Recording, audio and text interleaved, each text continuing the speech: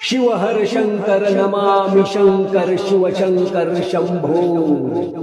हे गिरिजापती भवानी शंकर शिव शंकर शंभो। गण गण गणात बोलते। आजची रात्र साधी नाही राजे हो, आज महाशिवरात्री आहे।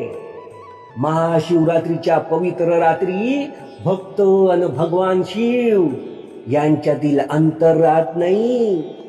भक्ती जप आणि श्रद्धेमुळं भक्त थेट शिवतत्वाशी जोडला जाते, म्हणजे देव खूप जवळ आल्याचा भास होते राजे हो।